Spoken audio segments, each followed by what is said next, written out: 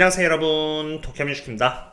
어제 나스닥은 0.79% 그리고 S&P 500은 0.58% 상승하는 등 양호한 모습을 보여주었고요.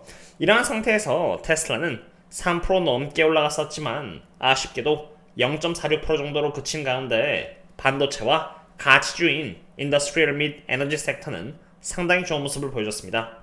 우선 가장 먼저 어떠한 이유로 테슬라가 3% 상승을 보여주고 있었다가 다시 340달러대로 떨어졌는지를 보고자 하는데요. 350달러에서 355달러가 강력한 장선 역할을 하고 있었고, 반대로 여기 340달러에서 335달러가 지선 역할을 하고 있는 상태였는데, 테슬라의 주가가 350달러의 영역을 넘어서 355달러를 도전하려고 한 상태에서 정부의 소비를 비판하는 일론 머스크의 트윗이 오전 2시 반에 나왔고, 트럼프 대통령과 좋은 관계가 깨지는 건 아닌가라는 우려로 순식간에 센티멘탈이 안 좋은 쪽으로 잡힘과 동시에 콜옵션의 저항이 걸리면서 빠른 속도로 344달러로 마감하면서 끝이 났습니다. 이로써 다시 테슬라는 원점으로 되돌아왔는데요. 그럼 이제 중요한 것은 오늘 밤 어떻게 또 포지션이 새롭게 업데이트 되냐입니다. 일단 제가 오늘 오전을 기준으로는 미리 분석을 드려놓았는데, 제가 또 한 번 더 오늘 밤 장이 열리기에 앞서서 테슬라 midnight 업데이트를 통해서 업데이트를 드리도록 하겠으니 밤에 여기 네이버 프리미엄 컨텐츠나 신성학개명 텔레그램을 참고하시면 좋을 것 같습니다.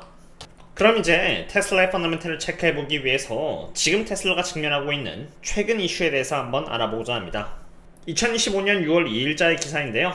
테슬라의 새로운 모델 Y가 나왔음에도 불구하고 프랑스에서의 테슬라 매출액은 점점 줄어들고 있다는 부정적인 기사입니다. 프랑스에서의 테슬라 5월달 출고량은 4월달 하락에 이어서 계속 떨어지고 있는 상태로 23년 1월 이후 가장 낮은 수치를 지금 기록하고 있습니다. 하지만 테슬라가 진출해 있는 시장이 프랑스만 있는 것은 아니기 때문에 저희들이 집중해야 하는 것은 전 세계적으로 테슬라는 지금 어떠한 퍼포먼스를 내고 있느냐입니다. 그래서 전 세계적으로 테슬라의 출고량 성장률은 어떠한 상태를 보여주고 있는지 갖고 와봤습니다. 해당 데이터는 제가 저희 멤버십분들이 안심하고 투자하실 수 있도록 매일 업데이트를 드리는 지표인데요. 프랑스에서의 출고량은 23년 1월 이후 가장 낮을지언정 사실 테슬라의 출고량 성장률인 지금은 이렇게 마이너스 4.16%로 계속 천천히 개선되고 있다는 것입니다. 테슬라의 주가는 출고량 성장률과 동일한 상승계를 보여주고 있는 것처럼 제가 테슬라로부터 바라는 것은 보인과 같이 항공기의 출고량 성장률이 올라가는 것만큼 최근 들어서 조금씩 테슬라의 출고량 성장률의 회복 속도가 탄력을 받고 있는 것 같은데 계속 이러한 추세가 이어지는지 한번 지켜보려고 합니다. 테슬라의 출고량 성장률은 점차적으로 회복되고 있어서 다행이라는 생각이 드는데요. 이러한 가운데 저 개인적으로는 테슬라를 계속 보유한 채 특별히 매수에 임하고 있지 않은 이유는 이제 더 이상 예전처럼 테슬라가 저평가는 아니라는 점도 있지만 매크로 관점에서 상황은 여전히 불안정하기 때문입니다. 우선 지금 S&P 500은 5,970인 상태로 비록 상승 추세가 한 차례 꺾이긴 했지만 여전히 강한 흐름이 이어지고 있는 상태인데요. 사실 주식을 제외한 대부분의 펀더멘털 지표들은 반대 시그널을 보여주고 있다는 것입니다. 가장 먼저 채권 변동성 지표라고 할 수 있는 MOVE 인덱스와 S&P 500의 상관관계를 보고자 하는데요.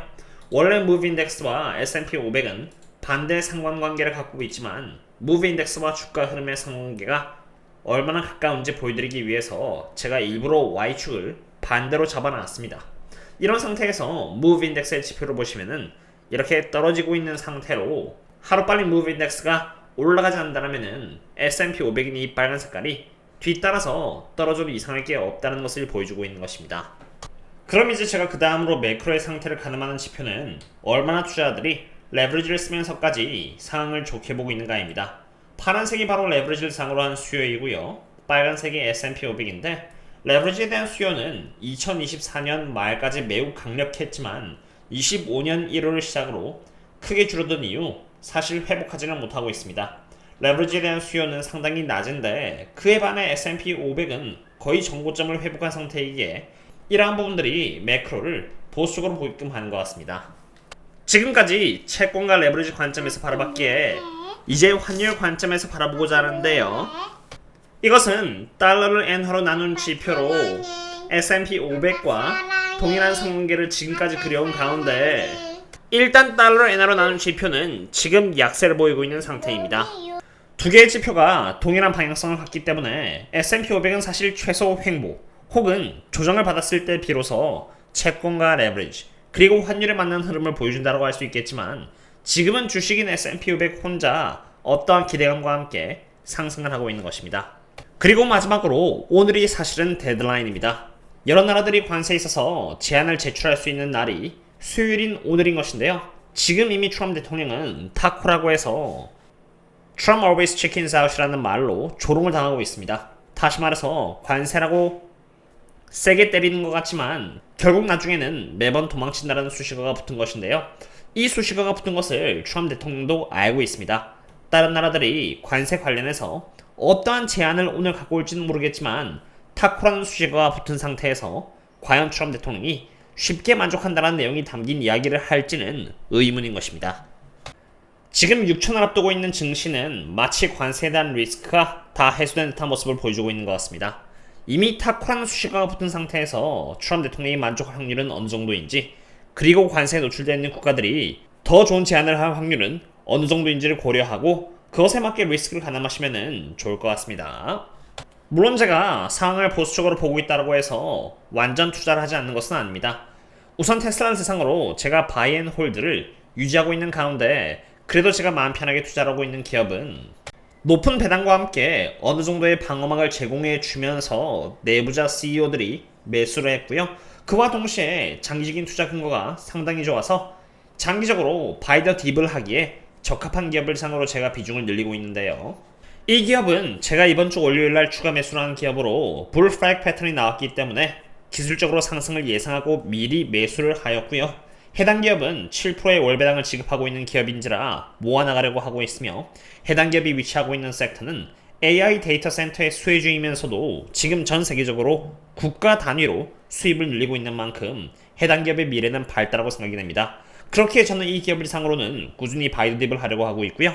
제가 추가로 새롭게 포지션을 잡은 기업은 이미 이렇게 바닥을 한번 갱신하고 역해된 숄더 패턴과 함께 본격적인 반등을 준비하고 있는 기업으로 8%의 분기별 배당을 지금 주고 있으며 CEO가 최근에 매수를 하는 등 펀더멘탈적으로도 반등할 수 있는 상황이 잡혀지고 있는 상태입니다.